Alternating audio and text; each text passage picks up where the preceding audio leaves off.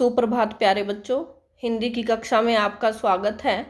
आज फिर हम एक नए विचार के साथ अपनी कक्षा की शुरुआत करेंगे। आज हम डॉक्टर अब्दुल कलाम का एक विचार पढ़ते हैं।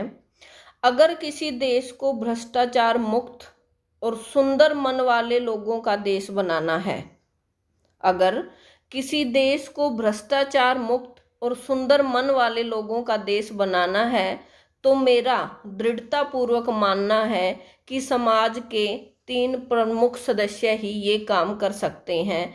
वो हैं हमारे माता पिता और हमारे गुरु। यानी अपने माता पिता का आदर और सम्मान कीजिए और अपने गुरु का भी, और साथ में जितना भी ज्ञान आप प्राप्त कर सकते हैं अपने गुरु से प्राप्त कीजिए। तो इसी विचार के साथ ही अपनी कक्षा की शुरुआत करते हैं।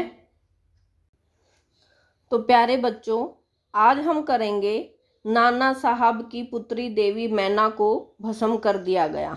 चपला देवी द्वारा लिखी गई ये एक रिपोर्ट है, जिसको हम रिपोर्टाज भी कह सकते हैं। यानी रिपोर्ट का ही दूसरा रूप है, जिसको किसी अखबार के अंश से इसको लिया गया है। तो पाठ में जो है 1857 के विद्रोह में स्वतंत्रता पाने तथा उसकी रक्षा करने के लिए हजारों वीरों ने कुर्बानी दी है। इस पाठ में नाना साहब की पुत्री देवी मैना के बलिदान की कहानी है, जिसे अंग्रेजों ने नाना साहब को न पकड़ पाने के बाद प्रतिशोध स्वरूप जलती आग के हवाले करके अपनी क्रूरता की सारी सीमाएं पार कर दी थी। यानी इस पाठ में जो है मैना देवी के बारे में बताया गया है कि किस प्रकार उनके पिताजी को न पकड़ पाने के कारण अंग्रेजों ने नाना साहब की पुत्री मैना को ही आग के हवाले कर दिया था, यानी उसको जिंदा आग में जला दिया था। इस पाठ के माध्यम से जो है युवाओं को वीर वीरांगनाओं के बलिदान से अवगत कराया गया है कि किस प्रकार हमें आज़ादी मिली और एक छोटी सी बच्ची ने भी उस आज़ादी में योगदान दिया। तो आइए शुरू करते हैं पाठ। नाना साहब की पुत्री देवी मैना को भस्म कर दिया गया। थोड़ा सा हम चपला देवी के बारे में भी जान लेते हैं। द्विवेदी युग की लेखिका चपला देवी के व्यक्तित्व एवं कृतित्व का मतलब होता है उनकी रचनाएं। कृतित्व के बारे में जानकारी उपलब्ध नहीं हो पाई। स्वतंत्रता आंदोलन के दौरान पुरुष लेखकों के साथ साथ अनेक महिलाओं ने भी अपने अपने लेखन से आज़ादी के आंदोलन को गति दी। उनमें से एक लेखिका चपला देवी भी रही हैं। कई बार अनेक रचनाकार इतिहास में दर्ज होने से रह जाते हैं, चपला देवी भी उन्हीं में से एक है। यानी चपला देवी के बारे में हमें इतिहास से जानकारी नहीं मिलती। यह एक ऐतिहासिक सच्चाई है कि सन 1857 की क्रांति के विद्रोही नेता धुंधुपंत नाना साहब की पुत्री बालिका मैना आज़ादी की नन्ही सिपाही थी, जिसे अंग्रेजों ने जलाकर मार डाला। बालिका मैना के बलिदान की कहानी को चपला देवी ने इस गद्य रचना में प्रस्तुत किया है। यह गद्य रचना जिस शैली में लिखी गई है उसे हम रिपोर्टाज का प्रारंभिक रूप कह सकते हैं।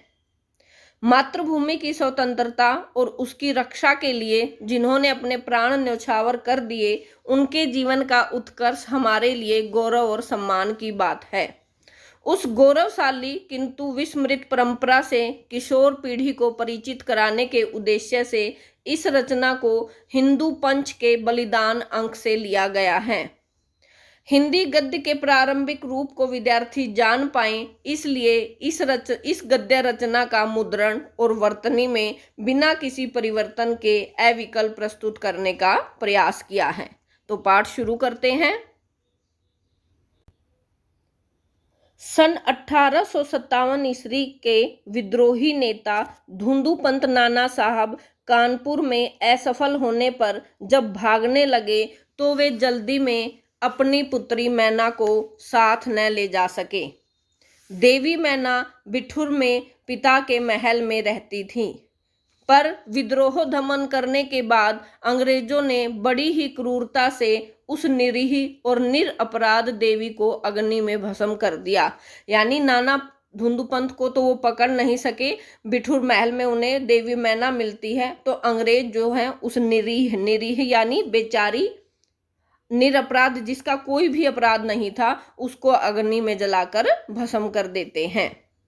उसका रोमांचकारी वर्णन पाषाण हृदय को भी एक बार द्रवीभूत कर देता है। पाषाण हृदय यानी कठोर हृदय, द्रवीभूत यानी पिघला देना, यानी उस छोटी सी बच्ची को आग के हवाले करना कठोर से कठोर दिल को भी पिघला सकता है। कानपुर में भीषण हत्याकांड करने के बाद अंग्रेजों का सैनिक दल बिठूर की ओर गया।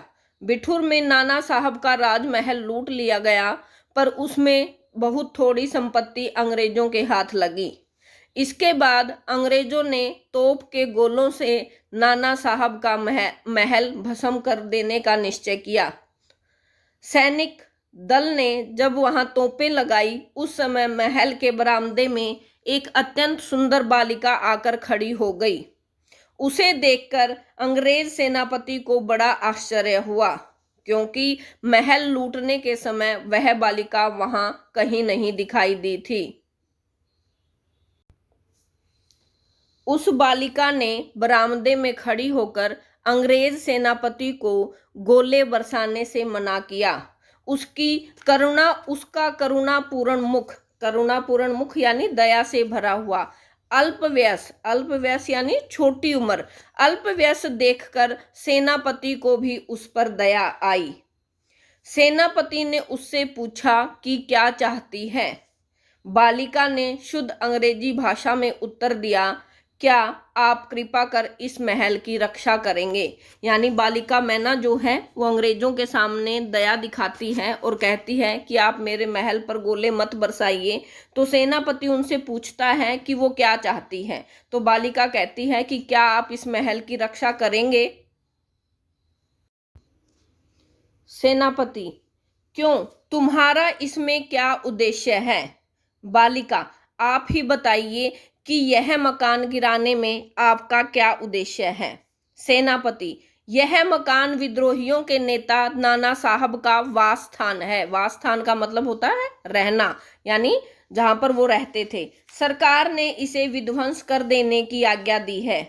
बालिका, आपके विरुद्ध जिन्होंने शस्त्र उठाए थे वे दोषी हैं। इस जड़ पदार्थ मकान ने आपका क्या अपराध किया है। मेरा उद्देश्य इतना ही है कि यह स्थान मुझे बहुत प्रिय है, इसीलिए मैं प्रार्थना करती हूँ कि इस मकान की रक्षा कीजिए। यानी देवी मैना कहती है कि इस जड़ पदार्थ मकान ने, यानी इस घर ने आपका क्या बिगाड़ा है।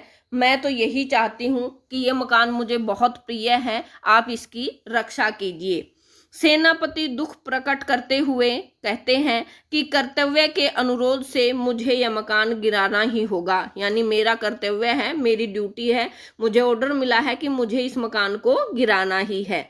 इस पर उस बालिका ने अपना परिचय बताते हुए कहा कि मैं जानती हूँ कि आप जनरल हे हैं। आपकी प्यारी कन्या मेरी में और मुझ में बहुत प्रेम संबंध था।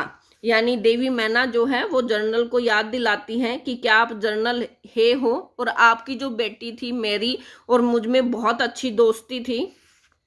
कई वर्ष पूर्व मेरे पास बराबर आती थी और मुझे हृदय से चाहती थी। यानी वो बताती है कि कई साल पहले तक मैरी जो है वो मेरे पास आती रहती थी। हम दोनों जो है बहुत अच्छी दोस्त हैं और वो भी मुझे बहुत चाहती थी। उस समय आप भी हमारे यहाँ आते थे और मुझे अपनी पुत्री के ही समान प्यार करते थे। मालूम होता है कि आप वे सब बातें भूल गए हैं। मैरी की मृत्यु से मुझे बहुत दुख हुआ था, मैं बहुत दुखी थी। उसकी एक चिट्ठी अभी तक मेरे पास है। यानी देवी मैना जो है वो जनरल को याद दिलाती है कि उस समय आप भी हमारे यहाँ आते थे और आप भी मुझे जो है अपनी पुत्री के समान ही प्यार करते थे। मालूम होता है कि आप वो सारी बातें भूल गए हैं। और मैरी की मृत्यु से मुझे बहुत दुख भी हुआ था और उसकी एक चिट्ठी अभी तक मेरे पास है। यह सुनकर सेनापति के होश उड़ गए। उसे बड़ा आश्चर्य हुआ और फिर उसने उस बालिका को भी पहचाना और कहा, अरे यह तो नाना साहब की कन्या मैना है। सेनापति हे कुछ क्षण ठहर कर बोले, हाँ मैंने तुम्हें पहचान लिया कि तुम मेरी ही पुत्री की सहचरी हो। सहचरी यानी सखी या सहेली। किंतु मैं जिस सरकार का नौकर हूँ उसकी आज्ञा नहीं टाल सकता और मैं तो भी मैं तुम्हारी रक्षा का प्रयत्न करूंगा। यानी जनरल हे कहते हैं कि मैंने तुम्हें पहचान लिया है, तुम मेरी पुत्री की सहेली हो, सखी हो, लेकिन मैं जिस सरकार का नौकर हूं मैं उसकी आज्ञा को नहीं टाल सकता, लेकिन मैं तुम्हारी रक्षा का प्रयत्न जरूर करूंगा। इसी समय प्रधान सेनापति जनरल आउट्रम वहां आ पहुंचे और उन्होंने बिगड़कर सेनापति हे से कहा कि नाना का महल अभी तक तोप से क्यों नहीं उड़ाया गया। सेनापति हे ने विनयपूर्वक कहा, मैं इसी फिक्र में हूं, किंतु आपसे एक निवेदन है, क्या किसी तरह नाना का महल बच सकता है? आउट्रम, गवर्नर जनरल की आज्ञा के बिना यह संभव नहीं है। नाना साहब पर अंग्रेजों का क्रोध बहुत अधिक है। नाना के वंश या महल पर दया दिखाना असंभव है। सेनापति है तो लॉर्ड कनिंग यानी गवर्नर जनरल का नाम को इस विषय पर एक तार देना चाहिए। आउट्रम, आखिर आप ऐसा क्यों चाहते हैं? हम यह महल विध्वंस किए बिना और नाना की लड़की को गिरफ्तार किए बिना नहीं छोड़ सकते। सेनापति है मन से दुखी होकर वहां से चला गया। इसके बाद जनरल आउट्रम ने नाना का महल फिर घेर लिया। महल का फाटक तोड़कर अंग्रेज सिपाही भीतर घुस गए और मैना को खोजने लगे, किंतु आश्चर्य है कि सारे महल का कोना कोना खोज डाला पर मैना का कहीं पता नहीं लगा। उस दिन संध्या समय यानी शाम का समय, उस दिन संध्या समय लॉर्ड कनिंग का एक तार आया जिसका आशय इस प्रकार था। लंदन के मंत्रिमंडल का यह मत है कि नाना का स्मृति चिन्ह यानी उनकी याद में जो भी चीजें बनी हुई हैं उनका स्मृति चिन्ह तक भी मिटा दिया जाए, इसलिए वहां की आज्ञा के विरुद्ध कुछ नहीं हो सकता। उसी क्षण क्रूर जनरल आउट्रम की आज्ञा से नाना साहब के सुविशाल राज मंदिर पर तोप के गोले बरसने लगे। घंटे भर में वह महल मिट्टी में मिला दिया गया। उस समय लंदन के सुप्रसिद्ध टाइम्स पत्र में 6 सितंबर को यह एक लेख में लिखा गया कि बड़े दुख का विषय है कि भारत सरकार आज तक उस दुर्दांत नाना साहब को नहीं पकड़ सकी। दुर्दांत यानी अंग्रेजों को दुख देने वाला, या जिसको क्रूर कहेंगे, खतरनाक कहेंगे, कि उस दुर्दांत नाना साहब को नहीं पकड़ सकी जिस पर समस्त अंग्रेज जाति का भीषण क्रोध है। जब तक हम लोगों के शरीर में रक्त रहेगा तब तक कानपुर में अंग्रेजों के हत्याकांड का बदला लेना हम नहीं भूलेंगे। उस दिन पार्लियामेंट की हाउस ऑफ लॉर्ड्स सभा में सर थॉमस हे की एक रिपोर्ट पर बड़ी हंसी हुई, जिसमें सर हे ने नाना की कन्या पर दया दिखाने की बात लिखी थी। हे के लिए निश्चय ही यह एक कलंक की बात है कि जिस नाना ने अंग्रेज नर नारियों का संहार किया उसकी कन्या के लिए क्षमा, अपना सारा जीवन युद्ध में बिताकर अंत में वृद्धावस्था में सर थॉमस हे एक मामूली महाराष्ट्र बालिका के सौंदर्य पर मोहित होकर अपना कर्तव्य भूल गई। यानी मैना पर दया दिखाने के लिए हे का जो है मजाक बनाया गया और एक अखबार में भी छापा गया कि हे जो है एक महाराष्ट्र बालिका कन्या के सौंदर्य पर मोहित होकर अपने काम को भूल गए। हमारे मत से नाना के पुत्र, कन्या तथा अन्य कोई भी संबंधी जहां कहीं मिले मार डाला जाए। नाना की जिस कन्या से हे का प्रेमालाप हुआ है उसको उन्हीं के सामने फांसी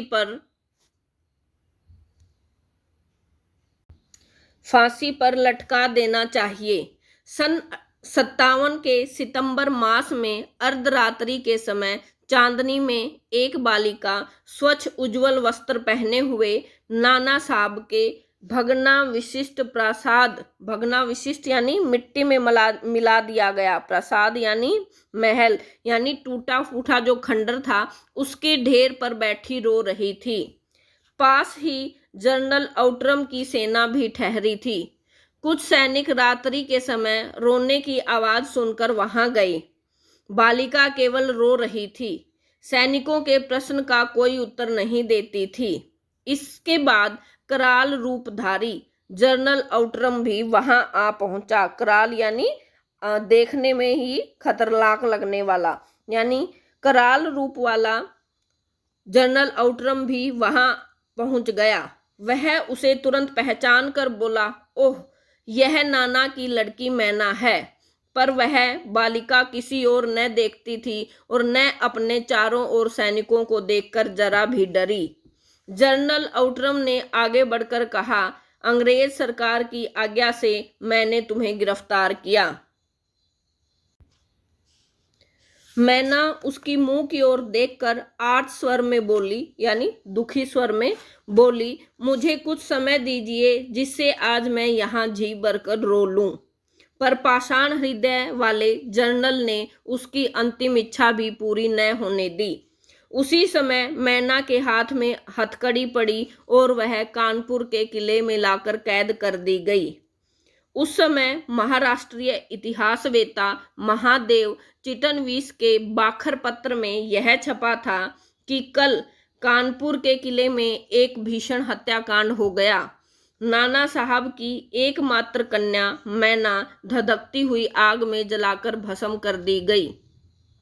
भीषण अग्नि में शांत और सरल मूर्ति उस अनुपमा बालिका को जलती देखकर सबने उसे देवी समझकर प्रणाम किया। यानी अगले दिन जो है अखबार में ये खबर छपती है कि कानपुर के किले में भीषण हत्याकांड हुआ है और नाना की देवी पुत्री मैना को जो है आग में जलाकर भस्म कर दिया गया, और उस बालिका को जलता हुआ देखकर सबने उसे देवी समझकर प्रणाम किया। यानी इस पाठ में हमें दिखाया गया है कि किस तरह आज़ादी पाने के लिए एक छोटी सी लड़की ने अपना बलिदान दिया। ये पाठ हमारे सिलेबस में नहीं है, लेकिन इस पाठ को जो है ध्यानपूर्वक पढ़ना है और समझना है। आज की कक्षा में इतना ही, फिर मिलते हैं। धन्यवाद। धन्यवाद प्यारे बच्चों, आज की कक्षा में इतना ही। आशा करती हूँ कि जो आपको समझाया गया है अच्छे से समझ में आ गया होगा और यही कार्य आप घर में अच्छे से दोहराएंगे और समझने का प्रयास करेंगे। धन्यवाद।